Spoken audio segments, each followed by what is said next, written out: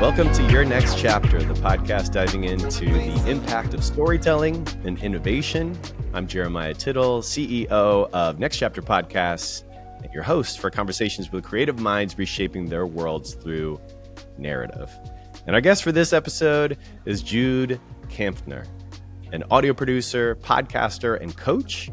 She began working in audio in Sydney at the Australian Broadcasting Corporation, has spent her career trotting the globe in places like England, Chicago, and New York, producing shows for outlets like NPR, BBC, WNYC, you may have heard of those.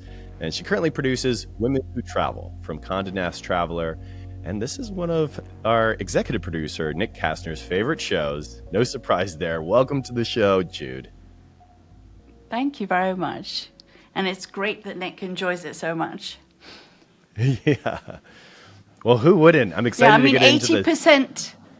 Thank you. 80% of the listenership is women, but it's great that we're getting more men. Oh, no, I love that. And as an avid traveler and fan of just kind of living more of a global lifestyle, I'm happy to dive into that as we get a little deeper into this conversation. But I wanted to start at the beginning, if you wouldn't mind. On this show, we talk about storytelling's impacting of culture. Storytelling has a unique ability to shape culture, but often the story's creator is disconnected from the impact the story has on its audience. Have you felt the impact of any story you've helped to create? Has there been kind of a tangible, direct, feeling or touch point for you on some of the stories that you've told? Well, when you're doing radio, it goes out into the ether. BBC World Service, when I started, the listenership was 120 million English-speaking people around the globe. So it was very hard to gauge impact. I think it's been easier to gauge impact on a smaller level, with a direct response from a listener. And somehow that one person gives you a feeling of like, well, a lot of other people have had similar thoughts. For instance, in Chicago at WBEZ, I did a story called When the Shooting Stops about a guy that was shot 17 times. And it was about his rehab when he didn't have insurance. And one listener wrote to the station because his mother had to go down to the basement to wash the gauzes of his wounds many, many times a day, and she bought a washing machine for him. So that kind of thing makes you feel, all right, if it touched that woman, then it must have touched probably a lot of other people. And then on a more sort of small, maybe, gossipy level, I did art stories at WNYC, and some time ago, I did a story about the painter Alice Neal. She's since had a huge retrospective, but at the time, women painters still were not known that well. And a man at a party came up to me and said, I love that story. I went and bought one of her pictures. So again, you feel like, okay, that hit that person. And then on a more weird scale, I did a story again in Chicago for the BBC about a woman on death row. And she was making phone calls to a journalist, and the journalist shared some of these calls and shared her story. And I did the story for a program called Woman's Hour, which still is going on the BBC. Then the governor changed her sentence and gave her life without parole. And I was told by the executive producer of that show, there have been countless texts and phone calls and emails from listeners who feel they should take credit because they wrote in to the governor's office. And I was asked to come on air and thank the people of Britain for what they did, which was so ridiculous and so overblown. But if it made people feel better, if it made people feel that they could be engaged, that they could take action, and maybe a tiny, tiny part of what they did. Really, who cares in Chicago about some listeners from the UK? I was going to ask you how your global experience has influenced your approach to storytelling and your understanding of different cultural perspectives. I think, because I grew up in Singapore, I was born there and I lived there till I was 10. And I think what really shocks me is the stereotypes that people have of countries, and how Singapore has been often ridiculed, and it's called a dictatorship. And I think people use these stereotypes and don't really think about how places change, how places, like, it's one of the greenest cities in the world, it's got an amazing education and transit system. You know, I feel that I really want people to look at countries and cultures in a new way. And I've tried to do that a lot by sort of going down maybe rabbit holes. Like, for instance, I went to Indonesia to follow in the footpaths of Obama's mother, because she lived there for many years. Her second husband was Indonesian. And she was a humanitarian and an anthropologist. And I actually found the blacksmith who she studied with and stayed with. And I ate in his place with his family. And I stayed in the accommodation that she stayed in. And I felt vicariously I was in her shoes.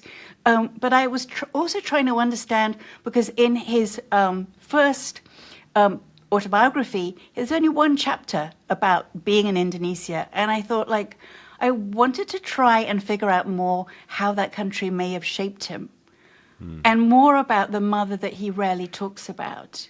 So it's often a case of trying to do something that's original, that hasn't been written about before, and looking at it from different perspectives. No, that's really powerful. It was such a great example. And I always reflected on Obama's very international and global life, even at a young age, compared to what the prior president, George W. Bush, who hadn't left the States prior to becoming president. I just thought that was such a stark contrast. So kudos to you for going to the place and in situ, having that opportunity to see what the experience of Obama was for that particular story. I was wondering what opportunities or challenges are presented by the proliferation of podcasting. I'm looking to understand in terms of podcasting how it has impacted the cultural significance of audio storytelling, seeing as you have all this storytelling experience in radio. How is it different from podcasting? Podcasting is, to me, much more direct.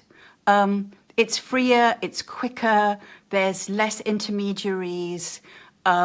You can talk to your listeners more, you can have them on the show, you can get them to do voice memos, you can get them to write in, you can shape the shows according to them.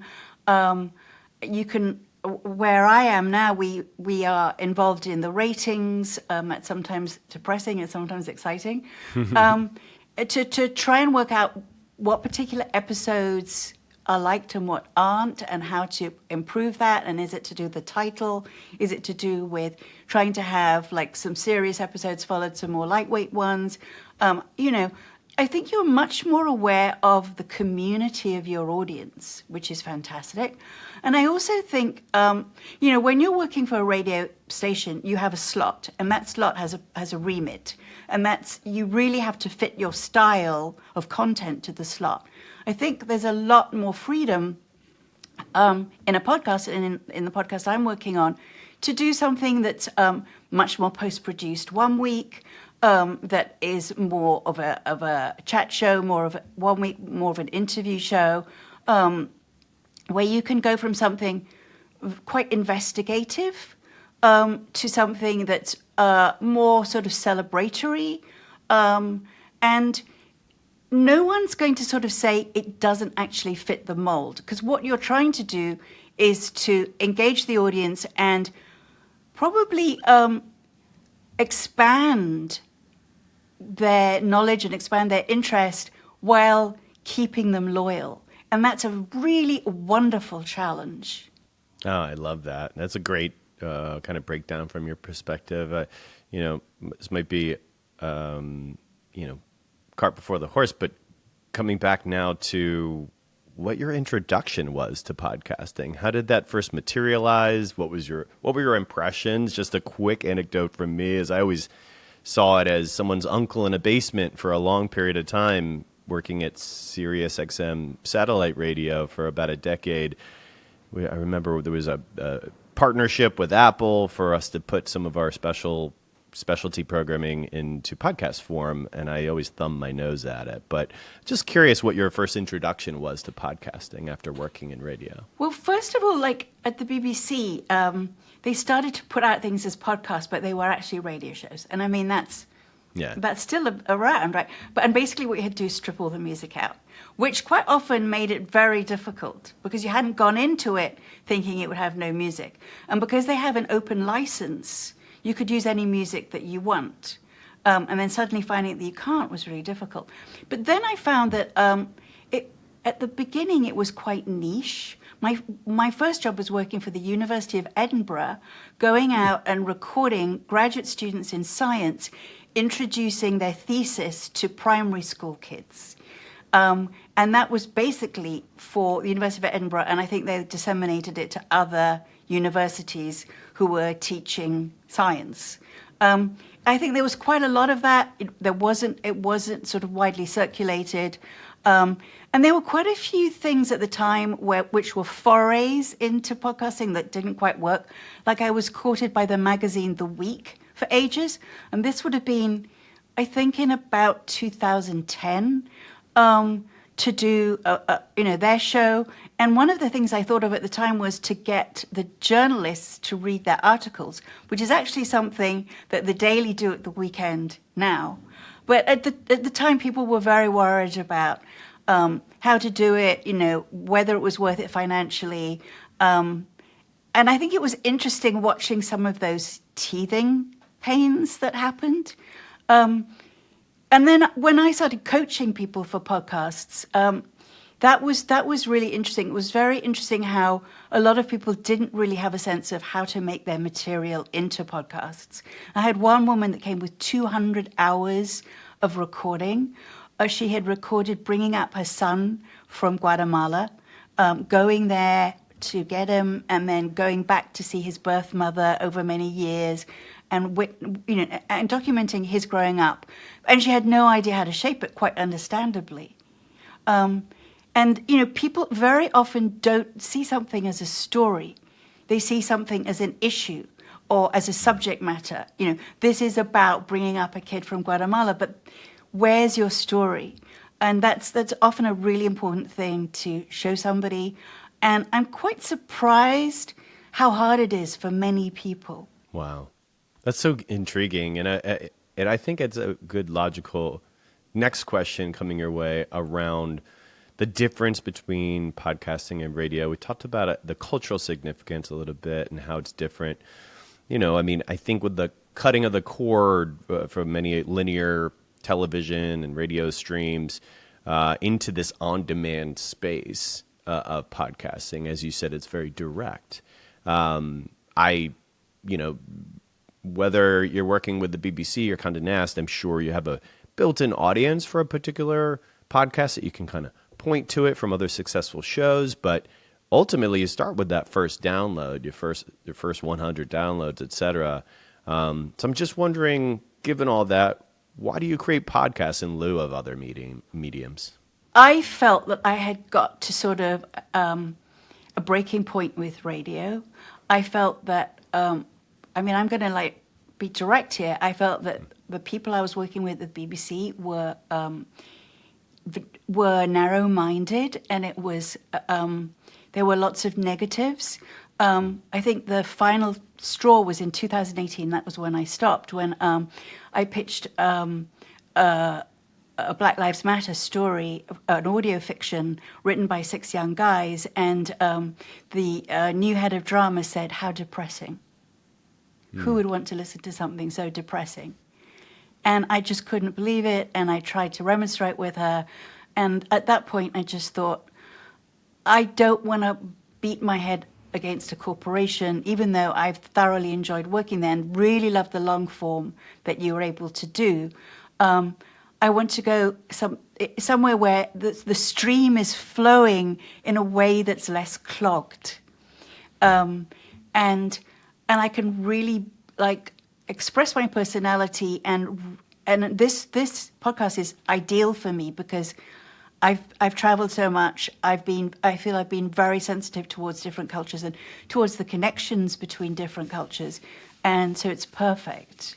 No, I love that, and I think similar experience for me. Seeing radio after being around for so long, especially the consolidation of big corporate giants that are every minute has a dollar figure associated with it. You want to keep it moving. You want to, there's a lot of things that, inspire, whether it's a magazine program or what have you, that inspire just kind of the captivating the audience's attention and then move into the next commercial break.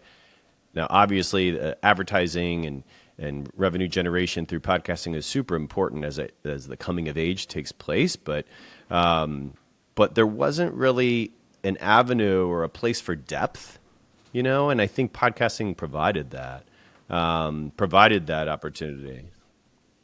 Please. I agree with that because I was doing 1 hour shows, so depth is not the thing.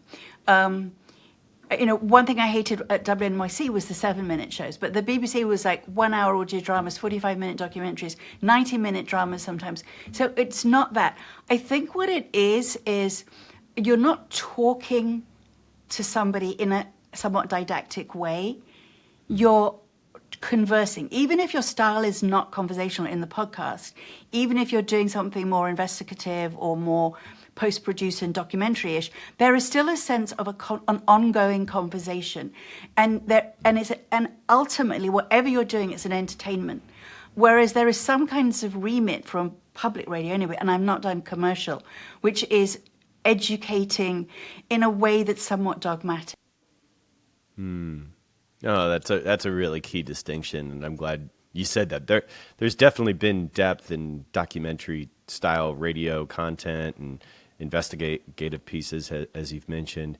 I guess I was lacking it maybe in commercial, but that's a key distinction. I'm glad you pointed that out and pushed back on that topic. I wanted to ask you a little bit kind of bigger picture of where do you see audio going from here? I think it's booming. I think audiobooks are booming on a parallel track, and that's really interesting too. I think people are very loyal to their podcasts. People grow their stable of podcasts that they listen to. People share. I think it's wonderful. I would like it to be more intergenerational, and I hope that will happen. I think that's really wise words and unique perspective. So we've done a little global conversation, but I wanted to ask you about women who travel, working with Condé Nast, and how that's been going for you. Where did the concept come from, and how did they find you? Did you pitch this to Condé Nast? How did that materialize? Mine. The concept is not mine. The concept was going for quite a few years.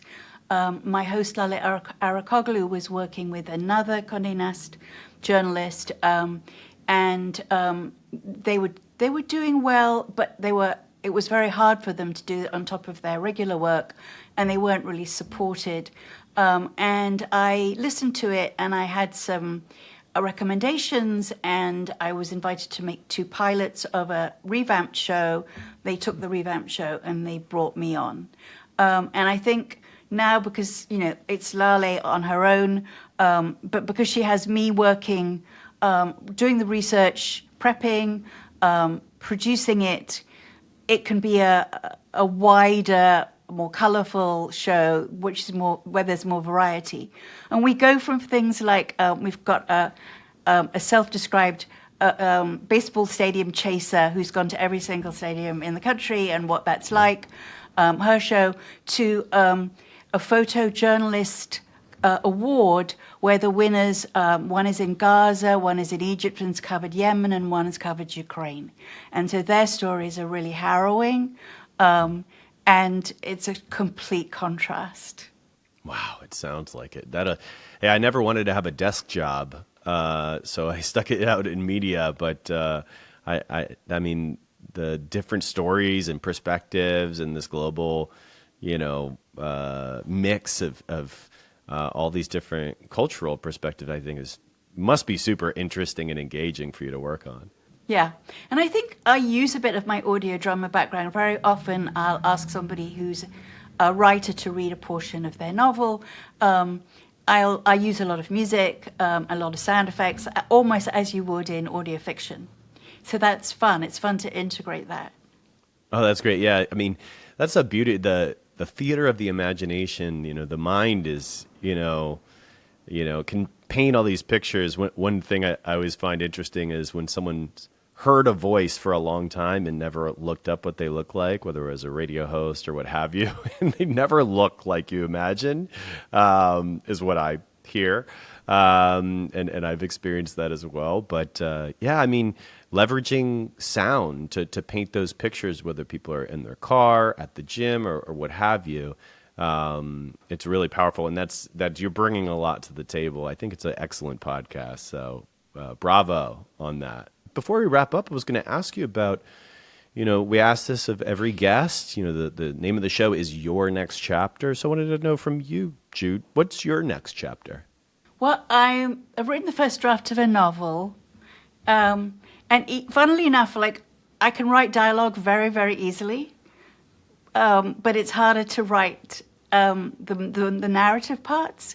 But it's based on a story my mother told me about maid abuse in Singapore.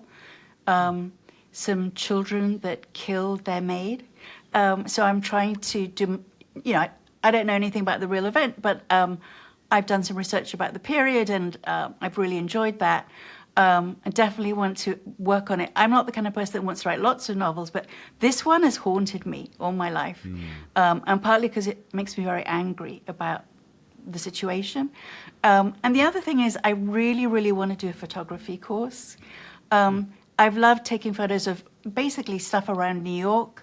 And I've got this thing especially about devotional things. Not that I'm religious at all, but I'm kind of fascinated when I see two nuns on a cell phone, or in Greece, some Greek priests earnestly in conversation with each other. The other day I saw two Buddhist monks at the 9/11 memorial, deeply looking at the names. So I'd love to do a whole kind of story narrative with those photos and properly go and take a course and be a student. That's so beautiful. I love that. You have to keep learning in life, don't we? To keep it interesting and to develop ourselves. And, I still have a lot of different dreams. I've dreamed of living in a different country. I made it to Hawaii, which is close, but not fully there.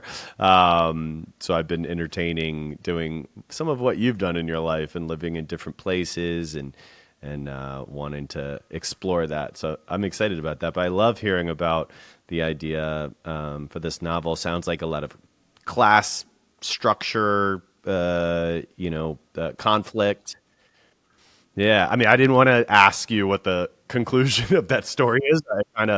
My brain is going there, but that'll be something I'm excited for when that materializes, that we could have you back and talk deeper about it. Thank you so much for doing this today. This has really been lovely, and I never talked about us crossing paths at the BBC because I spent some time doing some sports journalism work. But you did? So did I. Did you really? Oh, how about that? It was for BBC Sports World. Oh, so did I. But I did basketball commentary, and I did a lot of stories about the Bulls in Chicago. How about that? That's so great. So what was yours? Mine was, I was based in Miami working for a TV network as a producer of sports. BN Sports was the name of the organization. The BBC had me mostly comment, although it was a wide variety, mostly comment on either USA soccer, USA football, or David Beckham, since I was based in Miami, and just the materializing of his taking over of FC Miami, which is obviously gone. I didn't know it was actually going to happen. You know, you got to believe in Bex, but the idea that Messi is now in MLS, huge developing story that I'd moved on from the BBC that I hadn't covered that coming to fruition. So, and have you enjoyed the documentaries about Beckham recently? Absolutely. The multi-episodes? I mean, it's one of these things, just much like the royal family, Prince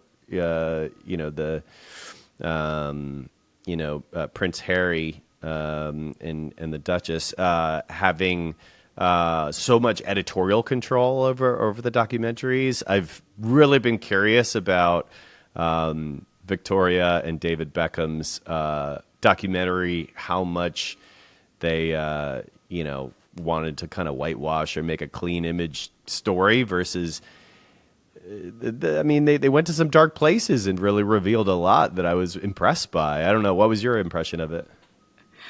I think it was very funny how relaxed they were with each other in many ways, teasing each other, joking. Mm-hmm. It felt like that was some essence of their relationship, even if it was only part of it. But and the fact that he was such a family guy was wonderful, and the fact that his parents were always there, that it was so important to him to be held and supported by his family, that made it seem very real. I felt that there was no bullshit about that. Good. I'm glad that you feel that way, and I just have a general suspicion of famous folks and their control over the story. But I came away loving them, and my partner is a huge fan of Victoria already, being a big footy fan myself. I mean, and also a Manchester United supporter. I was absolutely already willing to believe everything they said, and when you saw, just the heart of the two of them and the authenticity seemed to really come through. Yeah. Did you get to interview him? Never interviewed him. I did attend one of the press conferences when he first took over and then reported on it for BBC Sports World. But it was, it was such a coup to get him in the first place. And I know a lot of Europeans love Miami, so that's no surprise. They often summer there, and we would get access for the TV, my day job. But for Messi to arrive in Miami, I would never have predicted that. I thought that was such a huge development. Not to belabor that issue, but it's a game changer for American soccer, for football. It's huge. It's huge.